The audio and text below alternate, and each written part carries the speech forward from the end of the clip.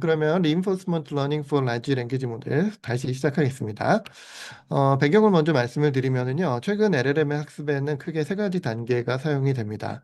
첫 번째는 대규모 코퍼스에 대해서 프리트레이닝을 하는 단계이고요. 이 과정에는 여러 가지 태스크에서 사용할 수 있는 제너럴 날리지하고 랭귀지 스킬을 학습하게 됩니다. 그리고 나서는 각 태스크마다 그 태스크 스페시픽한 날리지를 학습하는 파인 튜닝 단계가 있습니다. 그 단계에는 슈퍼바이스드 러닝을 하기도 하고요. 특별히 리인포스먼트 러닝이 요즘에 굉장히 중요하게 사용되고 있습니다. 이 슈퍼바이스드 러닝하고 리인포스먼트 러닝은 계속 반복해서 여러 번 적용이 되는 걸로 알고 있고요. 특히 리인포스먼트 러닝이 되게 중요한 점은 할루시네이션과 또는 독성이 있는 그런 응답을 줄여주는 데 효과가 있는 걸로 알려져 있고, 그리고 사람이 직접 슈퍼바이즈하기 어려운 그런 작업들이 많이 있습니다. 이런 것들을 학습하는 데 효과적이고요. 그리고 특히 최근에는 그 한동안 LLM의 그 한계점이라고 이야기가 되었던 리즈닝 능력을 강화하는데 굉장히 중요한 역할을 하고 있습니다. 그래서 최근에 특히 그 LLM의 발전에 있어서 리인포스먼트 러닝의 중요성이 훨씬 더 증가한 그런 추세입니다. 오늘 제가 드릴 말씀은 크게 세 가지로 구성을 했는데요. 첫 번째로는 강화학습에 대해서 아직 좀 익숙하지 않으신 분들을 위해서 되게 빠른 속도로 한 10분 내지 15분 정도에 걸쳐서 리인포스먼트 러닝의 튜토리얼 아주 간단하게 말씀드리겠습니다. 그리고 나서는 요즘 LLM에서 많이 사용되고 있는 그 폴리시 옵티마이제이션 테크닉에 대해서 좀 말씀을 드리겠고요. 그리고 세 번째로는 최근에 또 많이 사용되고 있는 리워드 모델에 대해서 소개를 해드리도록 하겠습니다.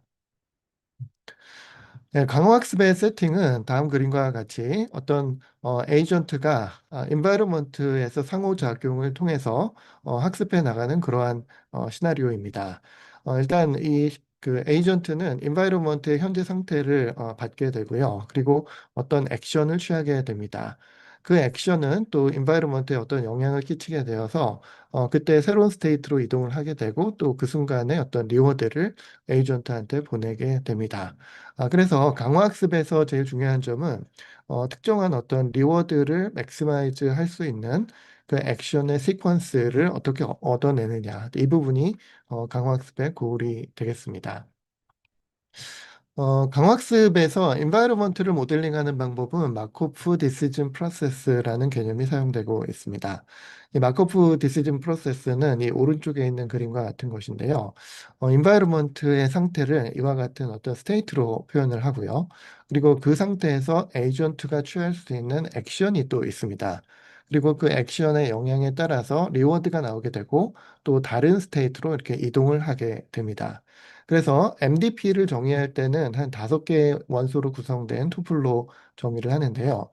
스테이트들의 집합, 그리고 액션의 집합, 그리고 어떤 스테이트에서 액션을 취했을 때 다음 스테이트가 무엇이 될지를 결정해주는 트랜지션 프로바빌리티. 이 세 가지가 굉장히 중요합니다.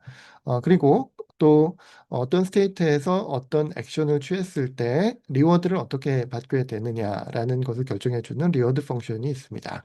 그리고 또 어떤 액션의 리워드를 계산을 할 때 현재 리워드에 비해서 미래의 리워드는 어느 정도 디스카운트를 해줘야 하느냐 그것을 결정해주는 디스카운트 팩터 이 5가지가 바로 MDP의 구성 요소가 되겠습니다. 리인포스먼트 러닝에 되게 중요한 팩터가 한 3가지 정도가 있는데요. 첫 번째는 폴리시입니다. 앞에서 말씀드린 것처럼 현재 어떤 스테이트에 있을 때 그 에이전트가 어떠한 액션을 택해야 하느냐 이것을 확률적으로 나타낸 그러한 펑션이라고 말할 수가 있고요.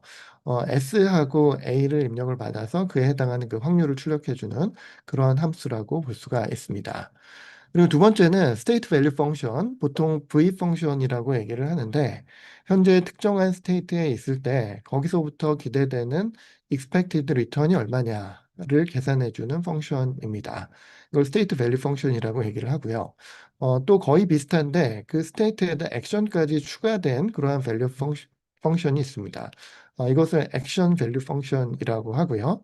현재 스테이트에서 어떤 액션을 취했다. 근데 그 이후에 그 계속 누적되는 그 리워드가 어떻게 되느냐. 이제 그 부분을 또 예측해주는 함수를 Q 펑션 또는 액션 밸류 펑션이라고 얘기를 합니다.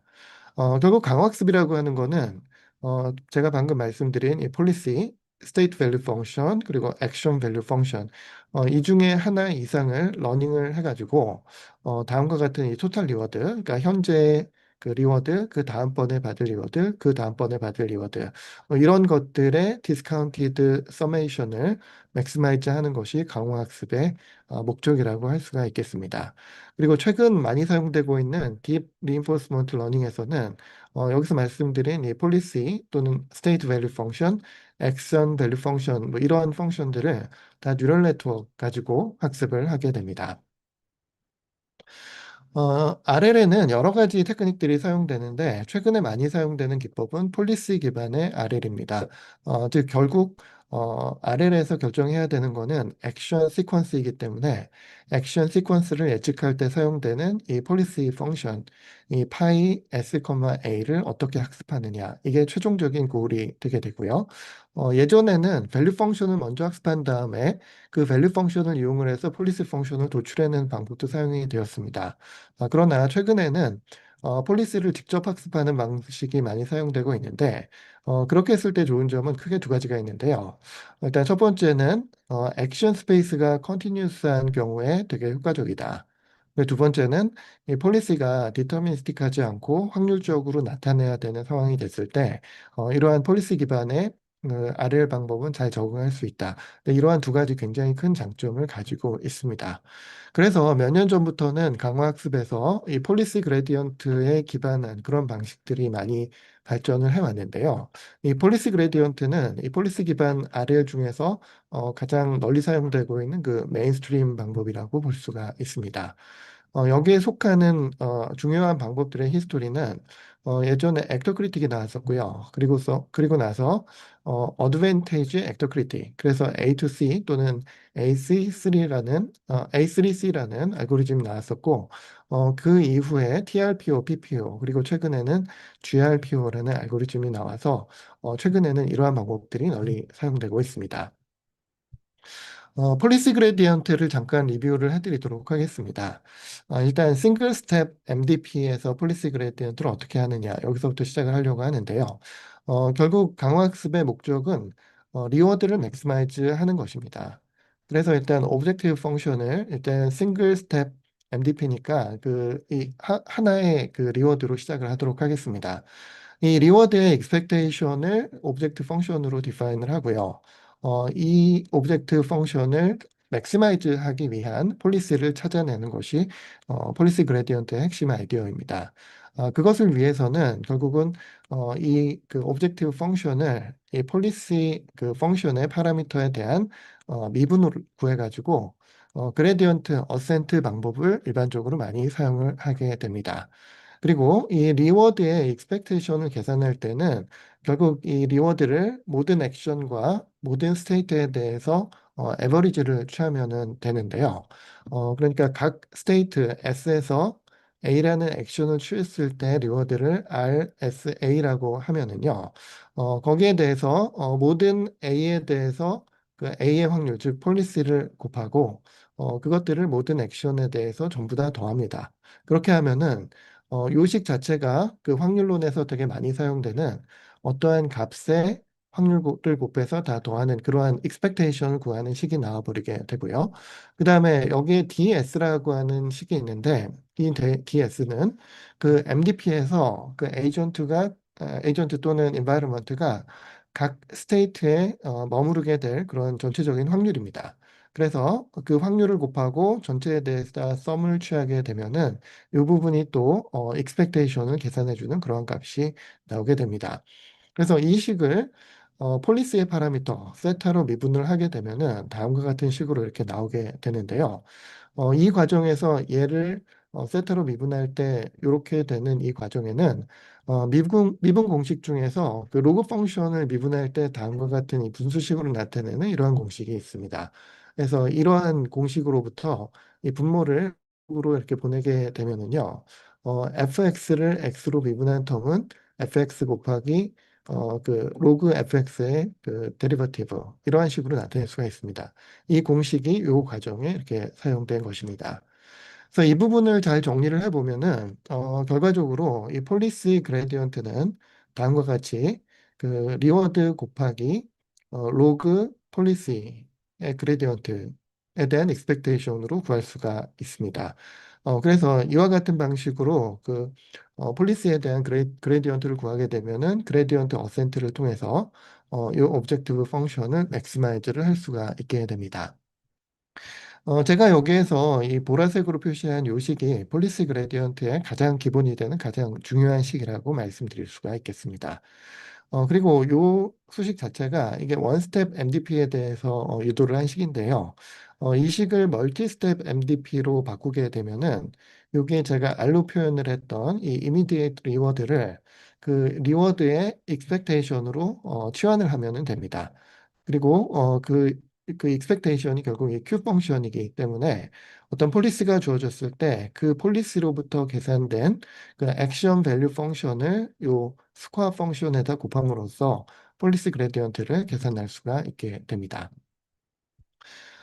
여기에서 실제 폴리시 그레디언트를 계산을 할 때 이제 한 가지 심각한 문제가 있는데요. 원래 이 Q 파이 세타라는 거는 어떤 폴리시가 주어지고 그 폴리시로부터 유도되는 식입니다. 그런데 문제는 폴리시가 주어졌을 때 이 QSA를 직접 계산하는 게 굉장히 어렵다는 것입니다. 그래서 머신러닝에서 많이 쓰는 테크닉이 몬테카를로라는 방식이 사용되고 있는데 그 방식을 사용을 해서 추정을 할 경우에는 베리언스가 되게 크기 때문에 학습이 매우 불안정해지는 것으로 그렇게 알려져 있습니다. 그래서 이 폴리시 그레디언트를 직접 사용하면 효율이 굉장히 나빠질 수밖에 없고요. 이러한 문제를 해결하기 위해 나온 방식이 액터 크리틱이라고 하는 방식입니다. 여기서 되게 중요한 점은 그 액터라고 하는 펑션이 있어서 그 폴리시를 어프록시메이트 하는 이러한 함수를 러닝을 하는 것이고요. 또 하나의 크리틱이라는 함수가 있어가지고 아까 말씀드렸던 그 액션 밸류 펑션, 이 Q 펑션을 러닝하도록 하는 것입니다. 원래 이 QPy라고 하는 거는 파이가 정의되면은 그냥 그 MDP에 의해서 나오는 그러한 퀀티티라고 볼 수가 있는데 이거를 직접 계산하자니 너무 힘드니까 뉴럴 네트워크를 이용을 해가지고 이 QPy를 QW라고 하는 파라미트릭 모델로 학습을 하는 이러한 방식이 액터 크리틱 방식입니다. 이렇게 하는 경우에는 아까 말씀드렸던 이 폴리시 그레디언트에서 이 뒤쪽 부분, 이 Q 펑션 부분이 뉴럴네트에 의해 가지고 그 러닝을 하게 된 그 어프록시메이션 펑션이 사용되게 되는 겁니다.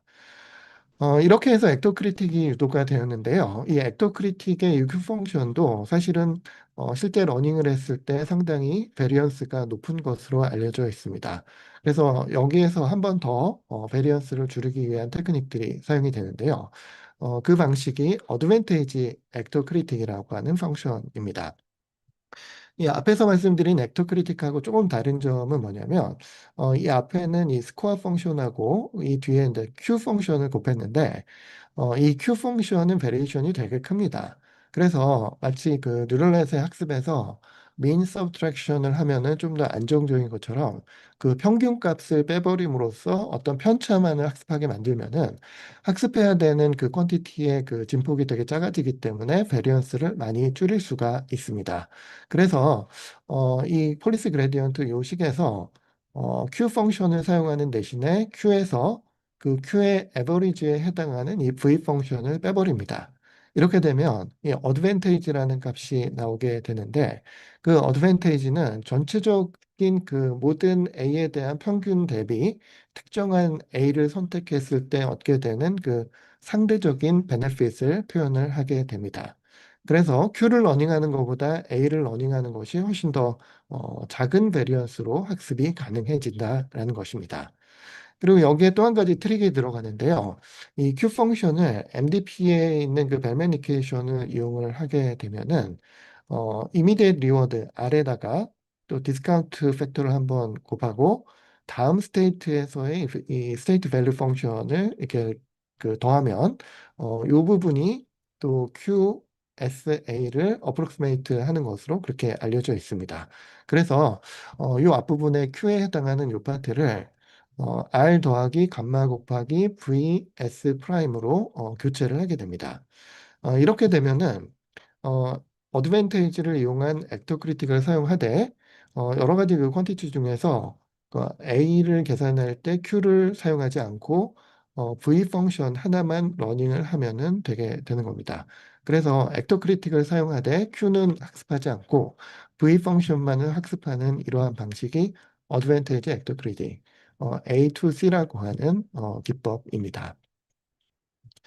네, 이렇게 해서 리인포스먼트 러닝의 트레디셔널한 기술에 대해서 제가 설명을 쭉 드렸고요. 지금부터는 그 이후에 발전한 폴리시 옵티마이제이션 테크닉에 대해서 설명드리겠습니다. 이 앞에서 제가 A2C라는 테크닉을 설명을 드렸는데 그 A2C를 포함해서 그 당시까지의 폴리시 그레디언트 메소드는 몇 가지 그 한계점을 가지고 있었습니다. 그 한계점이 뭐냐면 실제 폴리시 그레디언트를 계산을 해보면은 중간중간에 갑자기 굉장히 큰 값이 나오게 됩니다. 마치 학습이 잘 진행되다가 그레디언트 값이 엄청 큰 값이 탁 튀어나와 버리면은 완전 웨이시 엉뚱한 위치로 이동을 해버리게 되는데요. 그런 현상으로 인해서 학습 자체가 좀 스테이블라이즈 되지 않고 되게 불안정한 그러한 모습을 보입니다. 특히 거기에다가 이 폴리시 업데이트를 하는 데에는 어떤 범위 내에서 뭐 어떤 제한적인 업데이트가 아니라 무제한적인 업데이트를 하게 함으로써 그 크게 예측이 된 그러한 폴리시 그레디언트가 바로바로 학습에 좋지 않은 영향을 미치게 되는 것입니다. 그 외에도 그냥 A2C를 사용할 경우에는 하이퍼 파라미터들에 상당히 좀 민감해서 하이퍼 파라미터 튜닝을 잘 해줘야지 성능을 잘 얻을 수 있다. 뭐 이러한 한계점들이 있었습니다. 이러한 문제를 해결하기 위해서 한 2017년도에 이제 두 가지 좋은 테크닉이 개발이 되었는데요. 그 중에 하나는 Trusted Region Policy Optimization, TRPO라고 하는 방식이고요. 그리고 또 하나는 Proximal Policy Optimization, PPO라는 이러한 방식입니다. 특히 이 PPO는 이후에 2022년도 정도에 사용된 그 인스트럭트 GPT라는 모델에 사용되면서 그 강화학습이 LLM의 그 학습에 이제 필수적으로 사용되게 되는 그런 계기가 있었는데 그때 사용되었던 강화학습 알고리즘이 바로 이 PPO입니다. 먼저 Trust Region Policy Optimization, 그 TRPO라고 하는 테크닉을 잠깐 먼저 설명을 드리겠습니다. 원래 강화학습 중에서 그 폴리시 그레디언트 계열은 앞에서 말씀드린 것처럼 중간에 갑자기 그레디언트가 큰 값이 나오는 이 문제 때문에 학습이 엉뚱하게 확 가버리는 그러한 문제가 발생할 수 있습니다. 이런 문제를 막기 위해서 이 TRP에서 그 제안을 한 거는 이 강화학습 알고리즘을 여러 아이터레이션을 계속 돌리더라도 전체적인 퍼포먼스가 갑자기 나빠지는 일을 막아서 전체적으로 모노토닉 임프루먼트, 학습이 진행됨에 따라서 적어도 성능이 나빠지지는 않는다. 조금씩 조금씩 계속 개선이 되지 나빠지지는 않게 만드는 것을 개런티할 수 있는 그러한 알고리즘을 제안했습니다. 이 방법이 바로 TRPO라는 방식이고요. TRPO가 나온 이후에 그 강화학습의 그 학습 안정성이 아주 크게 개선됐다라고 볼 수가 있습니다. 앞에서 제가 잠깐 말씀드렸던 그 디스카운티드 토탈 리워드, 그 리턴이라고 하는 값을 다음과 같이 정의할 수 있습니다. 각 타임에서의 리워드이고요. 그 리워드들을 이 디스카운트 팩터를 곱해가면서 전부 다 더한 이 토탈 리워드라고 보는 거죠. 이 값을 맥시마이즈 시켜주는 것이 결국 강화학습의 최종적인 고울이 됩니다. 그런데 이 TRPO에서 제안한 방식은 일단 어떤 사전 연구에 기반을 했는데 여기서 오브젝티브 펑션을 약간 좀 변형을 시키고 그리고 몇 가지 제약을 가하게 되면은 적어도 그 학습이 진행됨에 따라서 성능이 그 나빠지지는 않는다. 그 모노토닉하게 개선될 수 있다라는 그런 사실에 기반을 하고 있습니다. 그래서 중간 과정은 제가 좀 생략을 할 텐데 결론만 말씀을 드리면은 오브젝티브 펑션을 이 펑션에서 다음과 같은 서로게이트 오브젝티브 펑션, 그러니까 이거하고 비슷한 효과를 내지만 조금 더 다른 그런 쉐입을 갖는 오브젝티브 펑션으로 바꿔주고요. 그 다음에 이 함수를 맥시마이즈 할 수 있도록 이 폴리 파라미터를 계속 튜닝을 해줍니다. 근데 그때 한 가지 이제 제약 조건이 걸리게 되는데 여기 보시면은 그 세터 올드라는 파라미터가 있고요. 그리고 지금 학습을 하고 있는 파라미터 세터가 있습니다.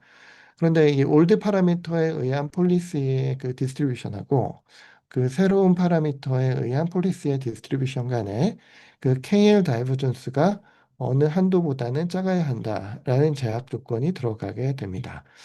이러한 제약 조건을 해석을 해보면은 일반적인 폴리시 그레디언트의 문제가 갑자기 현재 위치에서 너무 먼 곳으로 빅 점프를 확 해버리면서 그동안에 학습했던 효과를 다 잃어버리게 된다. 이제 이런 문제가 있었는데요. 그러한 한계점을 극복하기 위해서 이전의 폴리시하고 이 다음 폴리시 간의 그 차이를 디스트리뷰션 간의 차이를 KL 다이버전스로 매저하는데요. 그 차이가 어느 한도 이하로 되도록 컨스트레인을 아주 강하게 줌으로써 급격한 변화를 막아버리는 그러한 테크닉이 바로 이 TRPO라고 볼 수가 있습니다. 그래서 이 TRPO의 핵심 아이디어는 강화학습을 하는 그 과정 속에서 너무 급격한 빅 점프를 막음으로써 좀 적어도 이제 손해보지 않는 계속 학습이 진행될 때마다 퍼포먼스에 손해보다는 그 점진적인 개선이 되도록 그렇게 만드는 그런 방식이라고 볼 수 있습니다. 그 이후에 PPO라는 방식이 나왔는데, 일단 TRPO가 모노토닉 임프루먼트를 시켜준다는 점은 굉장히 좋지만, 실제 TRPO를 구현하기 위해서는 되게 복잡하다. 그리고 번거로운 그러한 절차를 거쳐야 된다라는 이러한 문제가 있었는데요. TRPO의 그 장점, 즉, 모노토닉 임프루먼트를 보장하면서도 훨씬 더 구현하기에 간단한 방법으로 제한된 방식이 바로 이 PPO라고 하는 알고리즘입니다. 이 PPO도 제가 자세한 내용을 좀 설명드리지 않으려고 하는데요. 결론만 간단하게 말씀을 드리면, PPO의 식은 다음과 같은 형태로 일종의 클리핑이 들어간 그러한 오브젝티브 펑션으로 표현될 수가 있습니다. 요식에서 보시면은 여기 RT라고 하는 것이 있는데요. 이 RT는 이전 타임의 폴리시하고 또 지금 학습하고 있는 요 다음 스텝의 폴리시하고 간의 일종의 probability ratio에 해당합니다. 그래서 요식이 의미하는 바는 과거의 이 폴리시 값에 비해서 새로운 폴리시가 내주는 이 그 레이시오가 1에 좀 가까워야 한다라는 컨스트레인을 좀 포스를 해주는 것인데요. 여기에 보시면은 일단 이 R 세타에 의해서 요거는 세타라고 하는 새로운 그 폴리시 파라미터에 대한 리워드 값입니다. 이 리워드 값을 클리핑을 하는데 이를 기준으로 인해서 1 마이너스 입실론에서부터 1 플러스 입실론 사이로 들어가도록 그렇게 클리핑을 해버립니다. 이렇게 만들면 아무리 이 파이 세타가 딴 곳으로 가더라도 이 클리핑 오퍼레이터에 의해 가지고 이 p 올드의 근처에 좀 가까운 곳에 위치하게 됩니다. 이제 그런 식으로 제약을 가함으로써 급격한 폴리시의 변화를 막고 안정적으로 학습을 할 수 있도록 그렇게 만든 방법이 바로 이 PPO라는 방식입니다. 제가 여기서 두 가지 테크닉을 설명을 드렸는데요. 첫 번째는 이 KL 다이버전스를 통해서 새로운 폴리시가 너무 먼 곳으로 가지 않도록 하는 이 테크닉이고요. 그리고 두 번째 테크닉은 이 클리핑이라고 하는 테크닉입니다. 이후에 나오는 알고리즘에서도 이 두 가지 아이디어가 반복적으로 사용되고 있습니다. 네, 그 다음에 이제 RLHF에 대해서 간단하게만 제가 설명드리겠습니다. 원래 자세한 내용은 제가 뒤쪽에 준비를 했고요. 요 다음에 나오는 내용이 DPO인데, 이 DPO 앞에 좀 DPO를 이해하시는데 좀 필요하기 때문에 RLHF에 대해서 간단하게만 설명을 드리겠습니다. 사실 RLHF가 널리 알려진 거는 2022년도에 인스트럭트 GPT에서 사용된 그 이후입니다. 근데 사실은 2017년도부터 제한되었던 그런 아이디어라고 볼 수 있습니다. 이 RLHF에서 이제 도전하는 핵심 챌린지는 뭐냐면 강화학습에서 우리가 원하는 비헤이비어를 에이전트가 하게 만들기 위해서는 강화학습에서 사용해야 할 그 리워드를 잘 정의하는 것이 굉장히 중요합니다. 그런데 만약에 어떤 리얼 인바이러먼트가 있다면 예를 들어서 리얼 월드 인바이러먼트라든가 아니면 시뮬레이터 인바이러먼트가 있고 거기서 실제로 내주는 리워드를 사용하는 그런 문제라면 상관이 없는데 어떠한 비헤이비어를 우리가 실제로 도출해내기 위해서 어, 어떤 그 리워드가 있어야 하는가 이걸 정의하는 것은 또 다른 문제라고 말할 수가 있습니다. 그래서 보통 사람들이 어떤 비헤이비어를 내기 위해서 어떤 부분을 리워드를 줄 것이냐 이거를 정의를 하는데 이 리워드 펑션이 잘 정의가 되지 않으면은 어, 그 강화학습 에이전트는 이 오브젝티브를 충분히 맥시마이즈 하지만 실제로는 그 결과가 사람이 원하지 않는 그런 비헤이비어로 나타날 수가 있게 됩니다. 이런 문제를 휴먼 프리퍼런스와 RL 오브젝트 간의 미스얼라이먼트다라고 얘기를 하는데요. 즉 강화학습 에이전트는 그 오브젝티브를 열심히 최적화를 하지만 그 결과가 사람이 원하는 비헤이비어로 이어지지 않을 수 있다라는 그러한 심각한 문제가 되는 것입니다. 이런 문제를 개선하기 위한 방법이 몇 가지가 있는데요. 예를 들면은 그 인버스 리인포스먼트, 그 리인포스먼트 러닝도 있고요. 또는 이미테이션 러닝이라는 테크닉도 있습니다. 근데 그러한 방식들은 사람이 전문가가 데몬스트레이션을 해줘야 되는데 이런 것들을 해주기가 불가능한 그런 태스크들도 사실은 존재한다라는 것입니다. 그래서 이러한 방식을 개선하기 위한 테크닉이 RLHF, Reinforcement Learning from Human Feedback인데요. 이 방식은 기본적으로 그 에이전트가 무슨 행동을 취하는데, 그랬을 때 사람이 평가하고, 사람을 따라하게 하는 것은 아니지만, 사람이 평가해서 잘했다, 못했다, 이런 선호도를 주게 되고요. 그 선호도를 맥시마이즈 하는 방식으로, 그 에이전트를 학습하자, 뭐 이런 방식입니다. 그래서 RLHF는 크게 두 단계로 이루어지는데, 일단 사람이 어떠한 결과들에 대해서 프리퍼런스 피드백을 해줍니다. 여기서 프리퍼런스 피드백이라 함은 어떤 복수의 결과를 에이전트가 내게 만들고요. 그 복수의 결과 중에서 사람이 판단해서 어떤 게 더 좋은가를 답하도록 그렇게 만든 것입니다. 즉, 이 프리퍼런스 데이터는 에이전트가 한 여러 개의 그 액션이 있고 그 액션 중에서 사람이 무엇을 무엇보다 더 좋아했는가 이런 것들을 판별한 그런 레이블이 포함된 그런 데이터입니다.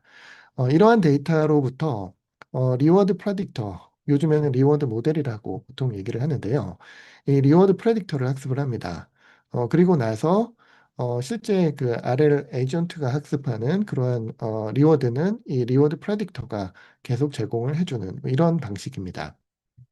그리고 이 방식이 2017년도에 적용되었을 때에는 이 아타리 게임이나 또는 시뮬레이티드 로봇 로코모션 뭐 이런 문제에서 사용이 되었는데 그 에이전트가 인바이러먼트에 그 행한 그 인터랙션에 대해서 사실은 이 휴먼 피드백이 굉장히 조금만 들어가도 효과적이었다 이렇게 리포트를 하고 있습니다. 그래서 심지어는 이 에이전트의 액션 중에서 한 1% 정도만 사람이 피드백을 주더라도 좋은 성능이 나왔다 이렇게 리포트를 한 것입니다. 그래서 2022년 이후에는 저 PPO가 굉장히 많이 사용되었고, 특히 그 RLHF의 프레임워크 하에서 PPO가 많이 사용되었습니다. 네, 여기서부터는 좀 새로운 내용이라서 좀 자세히 설명을 드리려고 하는데요. 그 이후에 작년 한 7월쯤에 DPO라는 방식이 나왔습니다. 이 DPO는 Direct Preference Optimization이라는 말의 약자이고요. RLHF가 일단 프리퍼런스 데이터가 있으면 이 데이터를 이용을 해서 리워드 모델을 학습하고 그 리워드 모델로부터 랭귀지 모델을 학습하는 이러한 두 단계에 걸쳐서 학습이 이루어졌다면 DPO는 이 중간에 리워드 모델을 제거해버리고 프리퍼런스 데이터로부터 바로 그 랭귀지 모델을 학습해버리는 이러한 직접적인 옵티마이제이션 방법입니다. 그리고 한 가지 제가 말씀드릴 거는 이 DPO라는 방식은 그 일반적으로 이제 그 아래를 대체하는 방법이기는 한데 실제로는 리인포스먼트 러닝이 아닙니다. 그래서 이 DPO는 그 보통 클래시피케이션에서 사용하는 그러한 로스를 사용을 하고 있고 리인포스먼트 러닝을 사용하지 않으면서도 LLM을 학습하는 그러한 테크닉입니다. 일단 프리퍼런스 데이터에 대해서 잠깐 말씀을 드리면요. 이 데이터는 다음과 같은 형태로 구성이 됩니다. 일단 입력이 있고, 그 다음에 모델이 내준 두 개의 데이터가 있습니다. 이렇게 그 레스폰스라고 말할 수가 있겠죠. 모델이 내준 레스폰스 중에서 사람이 레이블링을 합니다. 예를 들어서 첫 번째 게 두 번째 거보다 더 프리퍼런스가 높다, 더 좋다. 이런 경우에는 그 높은 쪽에다가 이 W라는 레이블을 줍니다. 그리고 프리퍼런스가 낮은 경우에는 루저라고 해서 이제 L이라고 하는 레이블을 줍니다.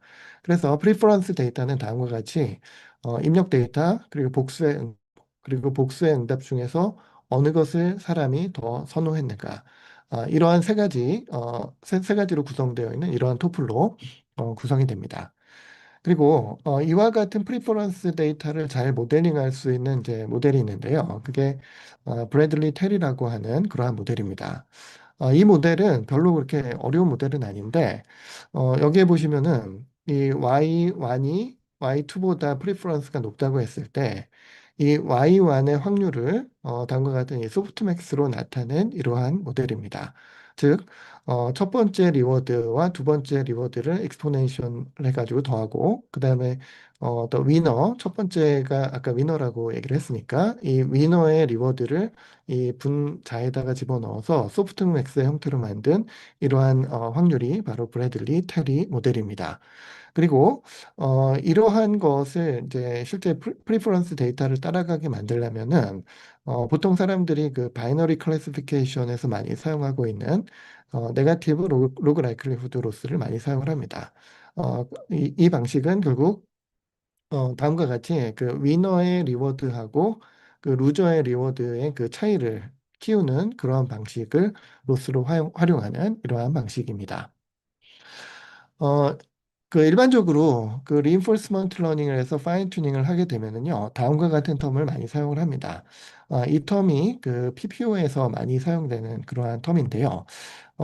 여기에 이 리워드가 들어가고, 그리고 최근에 나온 그런 PPO들은 이 뒤에 이 KL 다이버전스를 이러한 그 일종의 레귤러라이제이션 텀으로 사용을 하게 됩니다. 이 부분은 제가 아까 그 TRPO에서 잠깐 말씀을 드렸는데 어떤 레퍼런스가 있고 그 레퍼런스로부터 너무 멀리 가지 않도록 막아줌으로써 일종의 오버 옵티마이제이션을 막아주는 그런 효과를 주는 그러한 수식이 요 뒤쪽 텀이 되겠습니다. 그런데 이 DPO 논문에서 발견한 굉장히 중요한 사실이 뭐냐면 어떤 폴리시가 있을 때 이 폴리시에서 이 그 오브젝티브 펑션을 맥시마이즈 해주는 그 폴리시가 그 어널리틱하게 그냥 그 수학적으로 풀어가지고 계산을 할 수가 있다는 것입니다. 그러니까 예를 들어서 어떤 R이라고 하는 리워드 펑션이 있다면 그 리워드 펑션이 주어졌을 때 이 전체적인 그 리턴을 그 오브젝티브를 맥시마이즈 해주는 그 폴리시는 다음과 같은 형태로 어널리틱하게 그냥 나올 수 있다라는 것입니다. 실제로는 여기서부터 이걸 맥시마이즈 하는 게 왜 이렇게 되느냐에 대한 부분이 이제 페이퍼에 나와 있는데요. 그 부분은 되게 길기 때문에 제가 생략하도록 하겠습니다. 그래서 어, 이 논문에서 굉장히 중요한 점은 리워드가 확실하게 정의가 되어 있다면 그 폴리시는 어널리틱하게 그냥 나온다라는 것이고요. 이 식을 반대로 얘기하면은 이 리워드에 대해서 폴리시를 풀어버리면은 이런 식이 이렇게 나오게 되고요. 리워드가 특정한 폴리시에 대한 펑션으로 이렇게 정의가 되게 되는 것입니다. 그러면 여기서 나오는 이 리워드 대신에 이 우변항을 집어넣으면은 전체적으로 학습을 할 때 아주 간단한 식이 튀어나오게 됩니다. 그래서 제가 아까 앞에서 말씀드린 그 BT 모델이 있었는데요. 그 BT 모델은 이런 식으로 그 위너의 리워드하고 루저의 리워드를 이용을 해서 소프트맥스의 형태로 디파인이 됩니다. 그리고 이 앞 슬라이드에서 떠한 리워드가 있을 때 그 옵티멀 폴리시는 어널리틱하게 풀린다고 말씀을 드렸고요. 그 식을 역으로 풀면은 이와 같이 리워드를 이 폴리시에 대한 식으로 바꿔치기를 할 수가 있습니다. 그래서 이 BT 모델에다가 이 폴리시의 기반에 이 오른쪽에 있는 요 식을 이렇게 집어넣으면은 다음과 같은 식이 이렇게 나오게 됩니다. 그리고 요 식이 DPO에서 가장 중요한 식인데요. 이 식의 쉐입을 잘 보시면은 여기 있는 요 텀에 대한 일종의 시그모이드 펑션으로 이렇게 해석을 할 수가 있습니다. 그래서 이와 같은 식을 옵티마이즈 하면은 결국 우리는 최적의 폴리스를 얻을 수 있다. 이러한 결론에 이르게 되고요. 그게 바로 이 DPO라는 옵티마이제이션의 가장 핵심 아이디어가 됩니다. 그 다음에는 제가 GRPO를 설명을 드리도록 하겠습니다. 이 GRPO는 작년에 딥시크 매스를 통해서 소개가 되었고요. 그리고 올 초에 세상을 떠들썩하게 했던 딥시크 R1이라고 하는 그 추론 모델에 사용되면서 더욱더 유명해졌습니다. 여기서 핵심 아이디어는 아까 제가 잠깐 말씀드렸던 그 액터 크리틱에서 그 어드밴테이지를 이용한다라고 말씀을 드렸는데요. 그 어드밴티지 텀을 훨씬 더 간단하게 만드는 그러한 테크닉입니다. 네, 일반적으로 PPO를 포함한 그 어드밴티지 액터 크리틱에서 사용하는 그 어드밴티지 식은 다음과 같은 형태로 주어집니다. 일단 어드밴티지 자체가 그 액션 밸류 펑션에서 그 액션 밸류 펑션의 에버리지에 해당하는 스테이트 밸류 펑션을 뺀 요 디퍼런스로 정의가 되고요. 그다음에 이 Q 펑션은 또 다음과 같이 그 immediate reward하고 또 다음 스테이트에서의 그 state value 펑션에 의해 가지고 표현을 할 수가 있습니다. 그래서 결국 이 actor critic을 사용하기 위해서는 그 policy 펑션과 이 value 펑션 이 두 가지 펑션을 같이 러닝을 해줘야 합니다. 그런데 LLM을 사용할 경우에는요, 당연히 그 policy 펑션이 실제 그 LLM에 해당하게 되고요. 최종적으로 학습해야 되는 건 그 policy 펑션이지만, 이 value 펑션을 같이 학습을 해야 된다라는 제약이 걸리게 됩니다. 근데 이 그 policy 펑션이 큰 만큼 보통 이 value 펑션도 되게 큰 펑션을 사용하게 되고, 그렇게 되기 때문에 메모리와 컴퓨테이션을 되게 많이 사용한다. 이러한 한계점이 좀 있었습니다. 그래가지고 GRPO에서는 이 어드밴티지를 계산하는 방식을 이 에버리지에 해당하는 이 V를 빼는 방식이 아니라 그 리워드들의 일종의 스탠다다이제이션 된 노멀라이즈 된 그 텀을 사용하겠다라는 아이디어를 냈습니다. 그러니까 일반적으로 원래는 우리가 Q를 맥시마이즈 하는 걸 원하는데 이 Q의 그 베리언스를 줄이기 위해서 민 서브트랙션을 한 것이 V를 뺀 것이었습니다. 그런데 여기에서 그 베리언스를 줄이는 방식으로 민 서브트랙션이 아니라 이거를 여러 개의 샘플을 채취한 다음에 그 샘플의 민을 빼고 그리고 그 샘플의 스탠다드 데비에이션으로 나눠버리면 요 Q 값에 해당하는 그 리워드 값이 그 노멀라이즈가 된다는 것입니다. 이렇게 되면서 이 Q보다 훨씬 더 그 베리언스가 작은 그 어드밴티지를 얻을 수가 있는데 기존의 어드밴티지보다 이 방식을 사용하게 되면은 V 펑션이 필요가 없게 됩니다. 그렇게 되면서 그동안은 두 개의 뉴럴넷을 학습했어야 하는데 이제는 하나의 뉴럴넷만 학습하면 되는 결국 그 에피션시가 급격하게 증가하는 그런 방식이 나오게 되는 것입니다. 그래서 GRPO의 핵심 아이디어는 다음과 같은 그림으로 표현할 수가 있습니다. 일단 PPO를 계산할 때는 일단 폴리시 모델이 아웃풋을 내주고 그 아웃풋 모델을 그 세 가지 모델이 이렇게 그 같이 관여를 합니다. 그러니까 레귤러라이제이션을 위한 레퍼런스 모델 그리고 리워드 모델이 여기 있고요.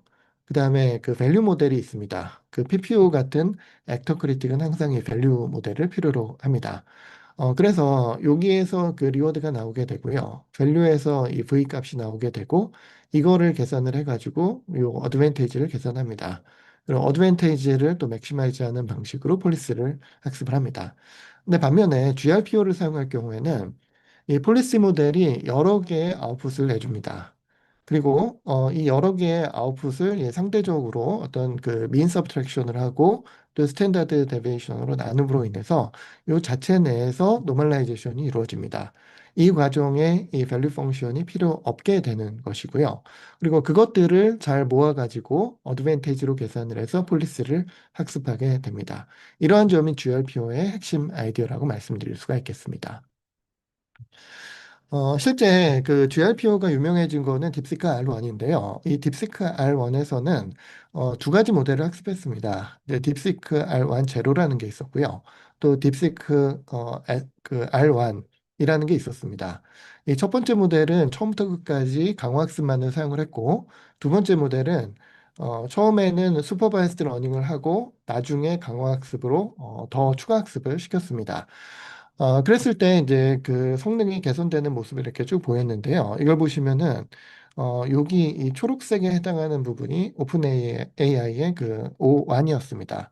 근데 그거보다 더 높은 성능이 나왔다라고 그 얘기를 한 것이죠. 특히 그 딥시크 R1에서 굉장히 중요했던 점은 강화학습에 의해 가지고 롱폼 리즈닝이 된다는 것을 처음으로 보인 페이퍼입니다. 사실은 오픈 AI도 이걸 발견을 했지만 이제 발표를 안 했을 뿐이라고 생각을 하고요. 예를 들면은 이렇게 수학 문제를 푸는데 이제 강화학습 가지고 학습을 쭉 시켰습니다. 이제 GRPO로 학습을 시킨 거죠. 그렇게 했더니 문제를 쭉 풀다가 이렇게 하면서 이제 체인 오브 소트가 쭉 이렇게 그 만들어지게 되는데요. 중간 과정을 보니까 내가 다시 한번 생각해 봐야지 하고 다시 롤백 해가지고 다른 얼터너티브 패스를 좀 더 찾아가는 이런 모습을 보였다는 것입니다. 그래서 이와 같은 이 다단계 추론 능력이 그 이전까지는 LLM들의 약점으로 이렇게 지적이 되어 왔는데 이 딥시크 R1을 통해서 강화학습을 강하게 하면은 이와 같은 다단계 추론 능력이 발현된다라는 것을 이제 발견을 하게 된 것입니다. 그 이후에는 최근에는 이제 LLM의 그 리즈닝 능력을 강화하는 그런 테크닉이 거의 대부분 강화학습을 통해서 연구가 진행되고 있습니다. 네, 이렇게 해서 옵티마이제이션 내용에 대해서 쭉 말씀을 드렸고요. 이제 마지막으로 리워드 모델에 대해서 설명을 드리겠습니다. 사실은 그 강화학습에서 리워드는 굉장히 중요합니다. 그리고 되게 많은 방법들이 연구가 되었는데요. 오늘은 그 중에서도 최근에 소개가 되었던 그 Verifiable Reward RLVR하고 Intrinsic Reward라고 하는 RLIF라는 테크닉에 대해서 중점을 두고 설명을 드리겠습니다. 네, 그 인스트럭트 GPT는 앞에서 말씀드린 바와 같이 그 강화학습, 특히 RLHF를 통해서 LLM을 학습했던 대표적인 모델이고요. 이때 사용했던 테크닉은 PPO가 사용되었습니다.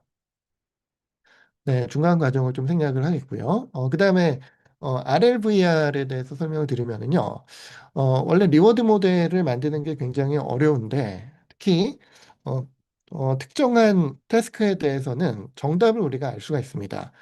예를 들면은 그 수학 문제 같은 경우는 명확한 정답이 존재하고요. 그리고 프로그래밍 문제 같은 경우는 그 프로그램을 실행시키면은 그 솔루션이 맞았는지 틀렸는지를 정확하게 알 수 있습니다. 따라서 그와 같이 어떤 골드 스탠다드 앤서가 있어서 검증을 할 수 있는 이런 문제에 대해서는 그 자체를 가지고 리워드를 주자. 이러한 아주 간단한 아이디어가 RLVR입니다. 사실은 이 방법은 알게 모르게 이제 한 작년, 재작년부터 여러 연구자들이 사용을 해왔는데, 최근 페이퍼들이 여기에서 그 RLVR이라는 명칭을 붙였고, 그 개념을 좀 정립했습니다. 이제 그런 페이퍼들이 제가 여기에서 나열을 한 너댓 개 정도의 페이퍼가 됩니다. RLVR의 핵심 아이디어는 아주 간단합니다. 어떤 트레이닝 데이터가 있는데 이 트레이닝 데이터를 집어넣고 폴리시 펑션, 이 폴리시 펑션이 결국 LLM에 해당하는 그 펑션입니다. 그래서 그 LLM이 어떤 답을 내줍니다. 이 답은 굉장히 여러 가지 답이 될 수가 있고요. 이 안에는 또 체인 오브 소트가 들어갈 수도 있습니다. 근데 그 답을 보고 특정한 문제 같은 경우는 그 리워드를 검증할 수가 있습니다. 그래서 그 결과를 검증할 수가 있습니다. 그럼 그 검증 결과를 가지고 리워드를 주는데 그 답이 맞으면은 어떤 감마라고 하는 predefined 그 스칼라를 리워드로 주고요. 그렇지 않은 경우는 리워드로 그냥 제로를 줘버립니다. 이렇게 해놓고 이 그 강화학습을 통해 가지고 이 리워드를 맥시마이즈 하게 하면은 이그 이 모델이 결국 이 강화학습을 통해서 그 리워드를 맥시마이즈 하기 때문에 결국은 맞은 답으로 찾아가는 그러한 결과를 보인다라는 것입니다. 대표적인 사례가 RLEF라고 해서 Reinforcement Learning from Execution Feedback이라고 하는 페이퍼가 있습니다. 네, 올해 2월에 나온 페이퍼이고요. 이 페이퍼는 그 프로그래밍 AI, 그 코딩 AI에 대해서 적용을 했던 그런 테크닉입니다. 여기 보시면은 일단 자연어로 그 어떤 문제를 풀어라라고 디스크립션을 줍니다. 그럼 그걸 받아가지고 LLM이 결과를 내줍니다. 그러면 이 LLM이 코드를 이렇게 주고 나서, 그 다음에 여기에서 보면은, 이렇게 쭉그 실제 그 이 코드를 컴파일러나 인터프리터를 이용을 해가지고 실행을 시킬 수가 있습니다. 그렇게 해서 실행을 시켜보면은 이게 맞을 수도 있고 틀릴 수도 있는데요. 일단 틀린 경우에는 이와 같이 그 결과가 어떻게든 이제 피드백이 됩니다. 예를 들면 컴파일러의 에러 메시지가 될 수도 있고요. 아니면은 어떤 뭐 코딩 테스트 사이트에서 뭐 시간이 다 지났다라는 그러한 메시지일 수도 있겠습니다. 좌우간 프로그램을 실행시켜서 나오는 그 피드백을 다시 LLM한테 이렇게 전달해 줍니다. 그렇게 되면 이러한 사이클을 계속 돌릴 수가 있는데요. 이렇게 할 수 있는 이유는 결국 프로그램이라는 그 작업 자체가 맞았는지 틀렸는지를 어떤 테스트를 돌려보면은 알 수 있기 때문입니다. 그리고 이것만 가지고 하면은 오버 에스티메이션이 좀 발생을 할 수 있기 때문에 그 일부의 데이터는 테스트 데이터로 일단 숨겨 놓습니다. 그래서 트레이닝 데이터에 대해서 맞췄거나 또는 너무 많은 사이클이 돌렸을 때는 그 솔루션을 이쪽으로 보내게 되고요. 그랬을 때는 이게 이제 프라이빗 데이터이기 때문에 그 자세한 피드백은 받을 수가 없지만 맞았는지 틀렸는지는 또 피드백을 받을 수가 있습니다. 그래서 그 피드백을 또 PPO 강화학습을 통해 가지고 이쪽으로 이렇게 보냅니다. 그럼 이러한 두 가지 사이클, 문제와 피드백이 이렇게 공개된 그러한 사이클과 공개되지 않은 이 두 가지 사이클을 돌리면서 강화학습을 이렇게 하게 됩니다. 그렇게 했을 때 결과는 굉장히 많이 이제 개선이 있었다라는 결과가 있고요. 자세한 내용은 생략하도록 하겠습니다. 그리고 제가 그 네거티브 피드백에 대한 말씀을 잠깐 드리려고 하는데요. RLVR 중에서 최근에 굉장히 재밌는 페이퍼가 하나 나왔습니다. 강화학습을 할 때 정답을 강화하는 게 아니라 그 오답을 디스커리지하는 방식을 통해서 강화학습을 했더니 굉장히 재밌는 효과가 나타났다라는 것입니다. 이와 같이 LLM에다가 어떤 문제를 집어넣으면은 이 LLM이 여러 개의 답을 내줍니다. 근데 그 중에 일부는 정답이 나올 수도 있고요. 일부는 오답이 나올 수가 있습니다. 그런데 강학습을 한다는 것은 결국 잘하는 것은 격려하고 못하는 것은 이제 하지 말라고 서프레스 시키는 뭐 이런 방식인데요.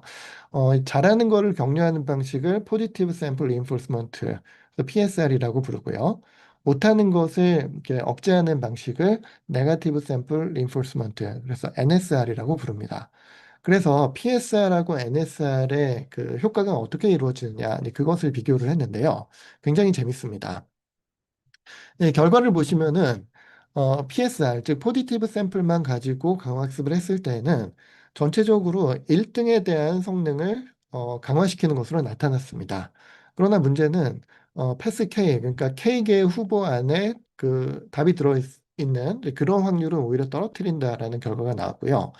이게 보여주는 거는 포지티브한 하나의 답을 강화시키는 그 방식이 다이버시티를 감소시키고 그 익스플로레이션을 약간 좀 감소시킨다. 그래서 어떤 정답 하나가 아니라 다른 얼터너티브를 찾는데 좀 불리하게 작용한다라는 걸 보였고요. 반대로 NSR, 네거티브 샘플을 디스커리지하는 방식을 사용할 경우에는 전체적으로 패스 K, 그러니까 이제 복수 후보에 대한 성능이 전체적으로 개선된다. 그리고 어떠한 그 정답을 찾지 못했을 때 중간에 다른 얼터너티브를 찾는 그런 성능이 개선된다라는 것을 보였습니다. 그다음에 이제 마지막으로 제가 소개해 드릴 방법은 Reinforcement Learning from Internal Feedback, RLIF라고 하는 이러한 방식입니다. 여기서도 리워드에 대한 문제를 다루고 있는데요. 일단 기존에 대표적으로 많이 사용된 방식이 RLHF하고 RLVR입니다. 근데 RLHF는 리워드 모델을 만들어야 되고요. RLVR은 특정한 태스크에 대해서만 사용할 수 있습니다. 그래서 이건 외부적인 리워드가 아니라 인터널 리워드를 이용을 해가지고 그 모든 문제에서 적용할 수 있는 그러한 방식을 생각해 보자. 뭐 이런 어프로치입니다. 특히 그 익스터널 리워드 모델이 주어지지 않았을 때 모델의 그 어떤 인터널 리워드를 이용을 해서 어떻게 학습을 할 것이냐. 사실은 이 분야에 대해서도 과거에 여러 가지 연구가 진행되었는데 이 페이퍼에서 제안한 방식은 셀프 서튼티 스코어라는 것을 이용을 했습니다. 즉 자기가 내준 답이 얼마나 스스로 확신을 하고 있느냐. 이걸 이용을 해서 인터널 리워드로 이용을 하자. 뭐 이러한 방식입니다. RLHF에서는 일단 그 전체적인 식이 다음과 같이 나오고요. 여기서 이 R이 그 리워드인데 그 리워드 모델을 만들어서 리워드 모델을 이렇게 그 이용해서 얻는 그런 값입니다. 그리고 이 앞에서 말씀드린 RLVR에서는 그 리워드 모델 대신에 그 일종의 그 도메인 스페시픽한 엑스터널 베리파이어를 사용을 하고요. 그런데 RLIF에서는 이 리워드 모델을 인트린식 시그널, 즉 자기 스스로 만들어낸 그 내부적인 신호를 가지고 리워드를 사용하자 이런 테크닉이 되겠습니다. 여기에서 인트린식 시그널로 사용하는 그런 방식은 셀프 컨피던스를 사용을 했는데요. 그렇게 된 배경은 사전 연구에서 LLM이 좀 그 익숙하지 않은 태스크나 아니면은 또 충분한 난리지를 갖지 못했을 때는 컨피던스 밸류가 되게 낮게 나온다라는 그러한 현상을 보고한 적이 있습니다. 그래서 이걸 역으로 생각하면은 LLM이 좀 셀프 컨피던스를 높게 가져가도록 학습을 할 경우에는 좀 훨씬 더 그 안에 있는 지식이 좀 더 그 탄탄해지지 않겠냐라는 그런 아이디어에서 시작합니다. 그리고 이 페이퍼에서 제안한 모델을 인투이터라고 부르는데요. 이 인투이터가 제안한 모델은 다음과 같은 형태의 셀프 서튼티를 사용하고 있습니다. 이 식의 핵심 아이디어를 잠깐 말씀을 드리면 여기에 있는 요 값이 그 모델이 내준 그 폴리시 디스트리뷰션입니다. 그리고 이 왼쪽에 있는 요 파트는 유니폼 디스트리뷰션입니다. 그러니까 유니폼하다는 것은 각 스테이트에 대해서 어떤 액션을 택해야 되느냐 이 확률 분포가 플랫하다는 얘기인데요. 그거는 이 리워드가 그 폴리시가 뭐 전혀 정보를 갖지 않았다라는 그런 뉴트럴한 그런 값입니다. 그래서 이 뉴트럴한 그 디스트리뷰션하고 이 모델이 내준 폴리시의 디스트리뷰션 간의 차이가 크면 클수록 훨씬 더 그 모델이 썰튼하다고 생각하다 이런 아이디어가 되겠습니다. 그래서 이 그 유니폼 디스트리뷰션으로부터 거리가 멀어지면 멀어질수록 서튼하게 되고 그런 것들을 리워드로 이용하자라는 것이 핵심 아이디어입니다. 여기서도 제가 이제 그 실행하는 방식은 좀 생략을 하도록 하겠고요. GRPO에다가 셀프 서튼티라고 하는 요 리워드를 사용을 했습니다. 근데 그 결과가 되게 재밌는데요. 일단 성능이 꽤 좋게 나타났고, 그리고 새로운 문제에 대해서 제너럴라이즈가 되게 잘 되는 것으로 나타났습니다. 예를 들면은 매스 데이터로 학습을 한 다음에 이 데이터들이 그 프로그래밍 데이터입니다. 근데 코딩 테스트에 대해서 적용을 했는데도 성능이 상당히 좋아졌다. 그러니까 즉 기존의 방식에 비해서 엑스터널 리워드에 비해서 인터널 리워드가 더 새로운 문제에 제너럴라이즈 잘한다. 그다음에 세 번째는 초기 학습 속도가 되게 빠르다. 초기 학습 효율이 좋다라는 그러한 장점이 나왔고요. 그리고 요 인터널 리워드를 이용을 해도 아까 제가 그 딥시크 R1에서 소개해드린 것처럼 롱폼 리즈닝이 발현된다라는 것이 관찰이 됐습니다. 즉 복잡한 문제를 풀 때에는 아주 긴 체인 오브 소트를 생성함으로써 다단계 추론을 꽤 잘한다라는 겁니다. 그리고 또 한 가지 되게 중요한 장점이 있었는데 온라인 트레이닝을 할 경우에는 이 셀프 서튼티라는 이 방식이 리워드 익스플로이테이션, 즉 그 리워드 모델의 어떤 약점을 찾아서 그걸 악용하는 이러한 방식이 이제 보통은 발생할 수 있는데요. 그러한 문제가 관찰되지 않았다라는 굉장히 재밌는 그러한 결과를 냈습니다. 이렇게 해서 결국 그 외부적인 리워드가 아니라 인터널 리워드만 가지고 훨씬 더 탄탄한 지식을 학습할 수 있다. 네, 이런 것이 바로 이 인투이터 페이퍼의 결론이 되겠습니다. 네, 이렇게 해서 제가 준비한 내용은 강의를 마치도록 하겠습니다. 감사합니다.